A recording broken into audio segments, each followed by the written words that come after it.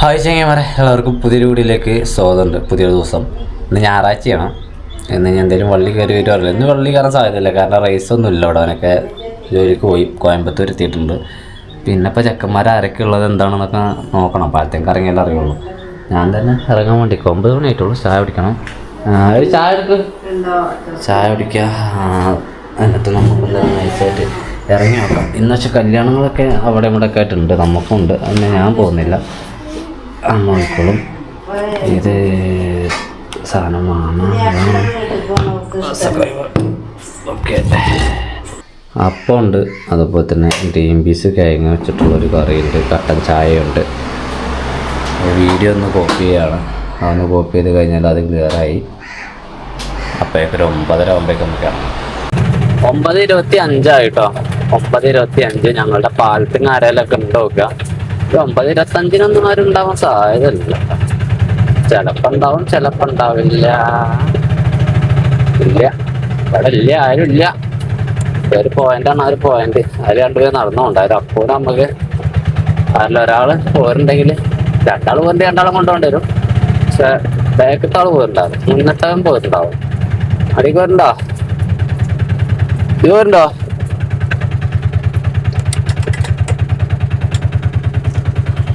മുള്ളറുണ്ടോ? ഇല്ലല്ലോ. സണ്ടാളിയാണ്. വല്ലതും കിട്ടണമെങ്കിൽ കല്യാണം, കുടിരിക്കല് പോലത്തെ സംഭവങ്ങൾ വേണം. അപ്പൊ എന്താ അതിന്റെ കളർ എങ്ങനെ? ഇതെന്ത് എന്ത് കലക്കി ഉണ്ടാക്കിയുള്ളത്? ഇതെന്ത് കലക്കി ഉണ്ടാക്കിയുള്ള? നന്നാരി ആണല്ലേ. അപ്പൊ ഇന്ന് വളരെയധികം കുറവാണ് വണ്ടി കേട്ടാ. ഞങ്ങളാകെ 4-5 വണ്ടികളൊക്കെ ഉള്ളൂ. കുഴപ്പമില്ല, നമുക്ക് ശ്രമിച്ചു നോക്കാം. ഈ ഞായറാഴ്ചകൾ ഈ പറഞ്ഞ മാതിരി കല്യാണം, കുടിരിക്കല് പോലത്തെ സംഭവങ്ങൾ ഉണ്ട്. കിട്ടിയാ കിട്ടി, പോയാ പോയി. KKPP പരിപാടിയാണ്. ഞങ്ങളുടെ വാണിയമ്പലം റെയിൽവേ സ്റ്റേഷനാണ്. എന്താ പറയാ, മുമ്പത്തെ പോലെ അല്ല, പാർക്കിംഗ് ഒക്കെ വിപുലീകരിച്ച് ഉഷാറാക്കിയിട്ടുണ്ട്. അപ്പോൾ ഇവിടേക്കായിരുന്നു നമ്മുടെ ആദ്യത്തെ ട്രിപ്പ്. 70 രൂപ കയ്യിൽ കിട്ടിയിട്ടുണ്ട്. ഇനി നമ്മൾ വണ്ടൂരിലേക്ക് തന്നെ പോവാണ്. പോകുന്ന വഴിയിൽ ആരിലൊക്കെ മടക്കം കിട്ടുമെന്നൊക്കെ നോക്കണം. ഞായറാഴ്ച ആയതുകൊണ്ട് തന്നെ റോട്ടിൽ ആളുകൾ ഉണ്ടാവാൻ സാധ്യത ഉണ്ട്. ഞായറാഴ്ചകൾ അങ്ങനത്തെ പ്രത്യേകത ഉണ്ട്. ആളുകൾ ഒരാവശ്യമില്ലെങ്കിലും വെറുതെ അങ്ങാടിയൊക്കെ ഇറങ്ങാനും അല്ലെങ്കിൽ എന്തെങ്കിലുമൊക്കെ ഒരു സാധനം 2 സാധനമൊക്കെ വാങ്ങിക്കാനൊക്കെ വേണ്ടിയിട്ടൊക്കെ വരുന്നൊരു ദിവസമാണ് ഞായറാഴ്ച. ഞായറാഴ്ചകൾക്ക് ഒരുപാട് പ്രത്യേകതകളുണ്ട്. പക്ഷെ അധികം ആളുകളും ഒതുങ്ങിക്കൂടാൻ വേണ്ടിയിട്ട് ശ്രമിക്കുന്ന ദിവസമാണെന്ന്. പരിപാടികൾ എന്തെങ്കിലും ഉണ്ടെങ്കിൽ ഒട്ടുമിക്ക ആൾക്കാരും പരിപാടിയായിട്ട് ബന്ധപ്പെട്ട് പോകും. പിന്നെ ഇപ്പൊ ഏത് വീട്ടിലാ ഒരു ബൈക്ക് പോലും ഇല്ലാത്ത വീടുകൾ ഉണ്ട്, ഇല്ല എന്നല്ല. പക്ഷെ എന്നാൽ പോലും ഒട്ടുമിക്ക വീടുകളിലും, ഒരു 90% വീടുകളിലും ഇപ്പോൾ ഒരു സ്കൂട്ടിയെങ്കിലും ഇല്ലാത്തില്ല. അവിടെ എന്തായാലും ഒരു ലേഡി ഡ്രൈവർ ഉണ്ടാവും.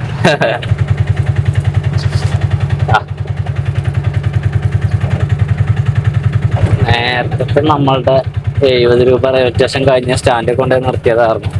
അപ്പൊ തന്നെ കിട്ടിയതാണ് ഒരു 50 രൂപ പോയിന്റിലേക്ക് ഒരു ലോക്കല്. അപ്പോൾ നമ്മൾ 120 രൂപയായല്ലേ. 120 രൂപയായി. വലിയ സമയമൊന്നും ആയില്ല കേട്ടാ. ഇന്ന് ഞായറാഴ്ച ഇങ്ങനെ ഓണായി വരികയാണ്. 10:04 ആയിട്ടുള്ളൂ. നമ്മൾ 9:30 ഇറങ്ങിയത് നോക്കണം. അതായത് അരമണിക്കൂർ 5 മിനിറ്റും ആയിട്ടുള്ളൂ. ഒരു 80 രൂപയുടെ ട്രിപ്പ് പോകാം കേട്ടോ. ഇത് വല്ലാത്ത ജാതി സ്ഥലം.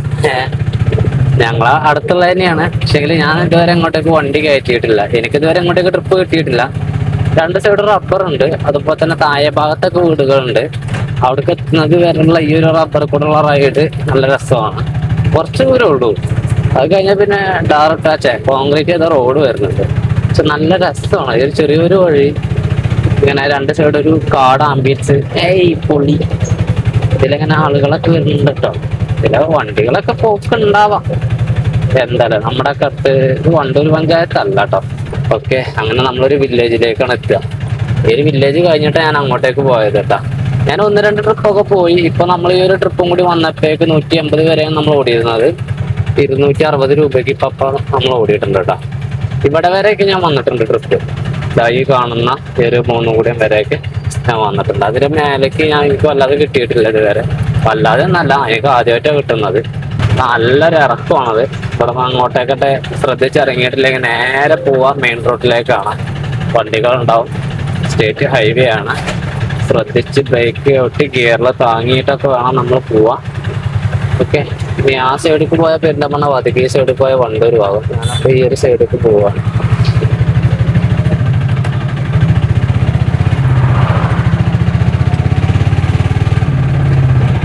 പിന്നെ ഇപ്പൊ അധികമായിട്ട് ചെക്കന്മാർ ചെയ്യുന്ന ഒരു ബിസിനസ് ആണത്.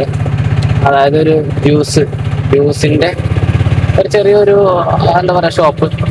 അവിടെ അവര് ജ്യൂസ് ബോട്ടിലാക്കിയിട്ട് കൊണ്ടുവന്നിട്ടുണ്ടാവും. ടേസ്റ്റ് ഒക്കെ ആട്ടെ. ഞാൻ നാളൊന്ന് കുടിച്ചു നോക്കി. ഞാൻ നാളെ മുന്തിരിയുടെ കുടിച്ചു നോക്കി. കൊള്ളാം, കുഴപ്പമില്ല. ഒരു ഹോട്ടലിന്റെ മുന്നിലാണ്. ഒരു 2 ബിരിയാണി വാങ്ങാൻ വേണ്ടി വന്നതാണ്. ബിരിയാണി വാങ്ങാനുള്ള പരിപാടി എന്താ വെച്ചാല്, ഇന്നലെ പിരിക്ക് കല്യാണം.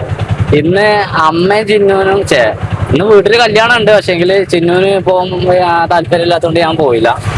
ഞാനും പോയില്ല, അവളെ കൊണ്ടുവന്നില്ല. അവൾക്ക് പിന്നെ പോരാൻ താല്പര്യമില്ല എന്ന് പറഞ്ഞു. കയ്യിലായിരുന്നു നിൽക്കാൻ വേണ്ടിയിട്ട്. അപ്പൊ അമ്മക്കും ആര്യക്കും വീട്ടിൽ വേറെ പരിപാടി കൂടി ഉണ്ട്. നമ്മുടെ കുടുംബത്തിലൊരു കുട്ടിയുടെ മാരേജ് ആയിട്ട് ബന്ധപ്പെട്ടിട്ടുള്ള ഒരു പരിപാടി ഉണ്ട്. അപ്പൊ അമ്മ ആര്യ അതിന് പോയി. അതോടൊപ്പം തന്നെ നാട്ടിൽ എൻ്റെ ഫ്രണ്ട് ഉണ്ട്. ഫ്രണ്ടിന്റെ അച്ഛന് കുറച്ച് സീരിയസ് ആയിട്ട് മെഡിക്കൽ കോളേജിൽ അഡ്മിറ്റ് ആയിരുന്നു.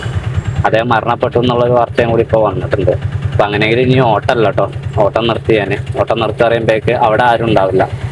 നാട് മൊത്തം ഈ 2 പരിപാടികളിലായിട്ട് മാറിയിട്ടുണ്ടാവും. ആ വീട്ടിൽ എന്തെങ്കിലുമൊക്കെ അങ്ങോട്ടും ഇങ്ങോട്ടും മാറ്റി പിടിക്കൽ കാര്യങ്ങളൊക്കെ ഉണ്ടാവും.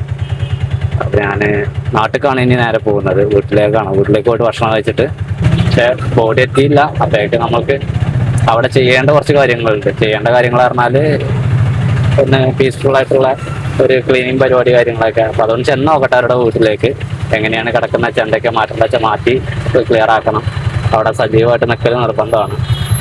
ഞാനും അച്ഛന്ന് വിളിക്കുന്ന അച്ഛനാണ് മരണപ്പെട്ടിട്ടുള്ളത്. വീട്ടിലാണ്. ഇവിടെ എന്താ കറി?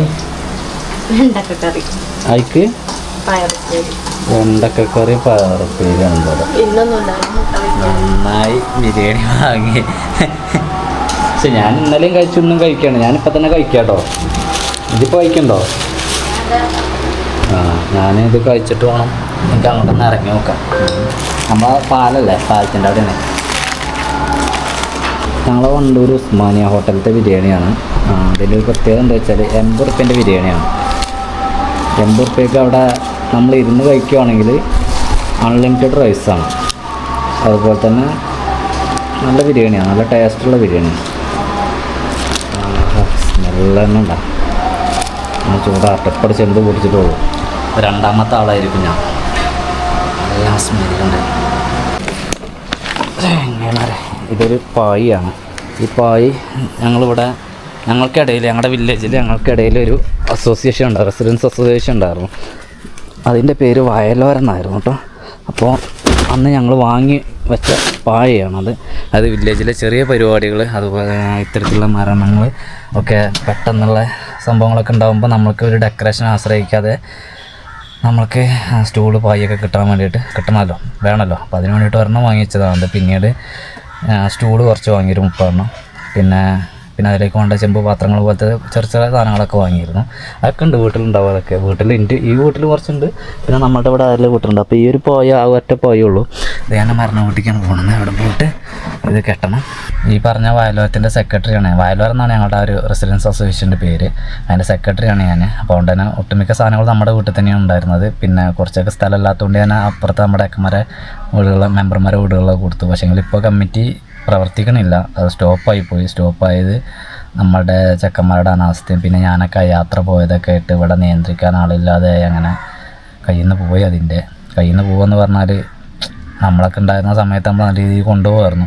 ഹോസ്പിറ്റൽ വിഷയം, അതുപോലെ തന്നെ ഇത്തരം മരണാന്തര കേസുകൾ, ഇതിനൊക്കെയായിരുന്നു ഞങ്ങൾ കൂടുതലായിട്ട് ആക്റ്റീവായിട്ട് നിന്നിരുന്നത്. നല്ല ഒരു ഒരുമയോടെ നിന്നിരുന്നതായിരുന്നു ഏട്ടനനിയന്മാരെല്ലാവരും. പക്ഷേ ഇപ്പോൾ അത് തകർന്നപ്പോൾ ആകെ ഒരു എന്താ പറയുക, ഇപ്പോഴും ഉണ്ടായാലും കുറച്ച് ഫണ്ടൊക്കെ കേട്ടോ.